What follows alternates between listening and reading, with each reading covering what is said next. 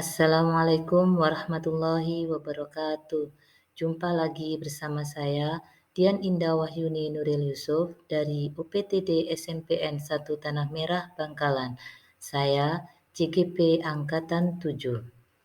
Kali ini saya akan mengupas tugas 1.1A8 koneksi antar materi pada modul 1.1 yang meliputi kesimpulan dan refleksi pemikiran Ki Hajar Dewantara. Yang pertama, kesimpulan. Berdasarkan pemikiran Ki Hajar Dewantara, bahwasanya pendidikan itu satu, pendidikan adalah perubahan, di mana ada 3 hal yang meliputi tentang perubahan. Yang pertama, perubahan kodrat, yaitu perubahan kodrat keadaan dari kodrat alam dan kodrat zaman.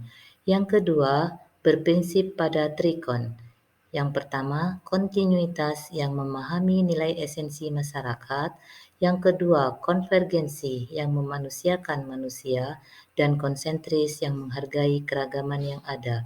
Serta perubahan yang diharapkan adalah perubahan budi pekerti.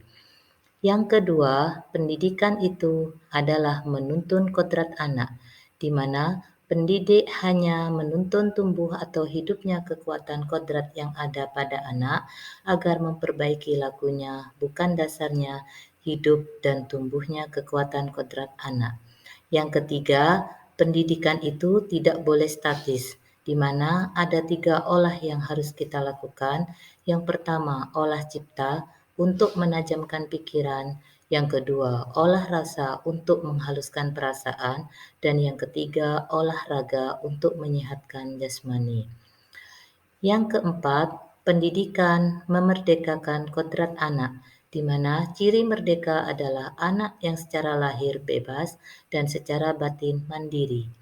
5. Pendidikan itu berhamba pada anak, atau bisa kita kenal dengan student-centered learning, di mana sistem pembelajaran yang menunjukkan dominasi siswa selama kegiatan pembelajaran. Pembelajaran juga diberikan sesuai minat dan bakat siswa. Guru hanya sebagai pamong dan fasilitator pembelajaran. 6.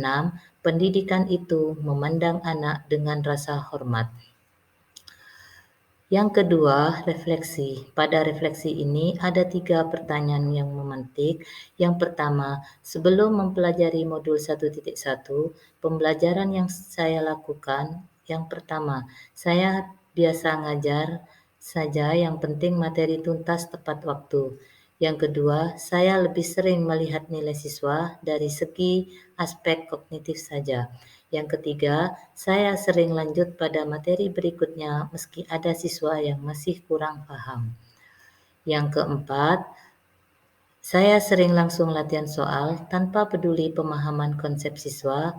5. Saya jarang memberikan ruang tanya jawab atau diskusi. 6. Saya merasa sangat gagal jika banyak siswa yang tidak tuntas dan kurang sopan. Akan tetapi, sekarang saya sadar bahwasanya banyak hal yang salah yang telah saya lakukan pada siswa saya, yang menyimpang dari pemikiran-pemikiran Ki Hajar Dewantara. Setelah saya mempelajari modul 1.1, saya akhirnya menjadi tahu bahwasanya 1. Proses pembelajaran seharusnya dilakukan secara menyeluruh baik dari segi kognitif, afektif, psikomotorik, sosiokulturalnya, dan lain sebagainya.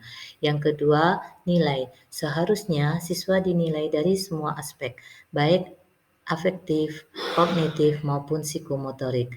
Dan yang ketiga, peran guru. Guru sebagai pamong, fasilitator, penuntun anak menemukan kemerdekaan belajarnya. Yang keempat, model pembelajaran yang seharusnya dilakukan adalah student-centered learning sehingga akan mengembangkan minat, motivasi, dan kemampuan individu menjadi lebih aktif, kreatif, dan inovatif, serta bertanggung jawab terhadap proses belajarnya sendiri. Yang kelima, karakter siswa. Uniknya karakter siswa harus diperhatikan dan memberinya kesempatan untuk bisa tumbuh sesuai kodrat alam dan kodrat zamannya. 6. Guru digugu dan ditiru. Guru akan jadi panutan bagi siswa, maka harus memberikan teladan yang baik, mengajar dari hati, dan penuh rasa ikhlas. Beberapa hal yang akan saya terapkan di kelas yang mencerminkan pemikiran Ki Hajar Dewantara, salah satunya saya akan merancang mengembangkan pembelajaran yang interaktif, inovatif, dan menyenangkan dengan model student center learning. Saya akan melakukan pembelajaran yang lebih menuntun, bukan menuntut, melakukan pembelajaran yang peka zaman, contohnya yang berbasis IT, serta saya akan memperhatikan pembelajaran karakter pada siswa saya.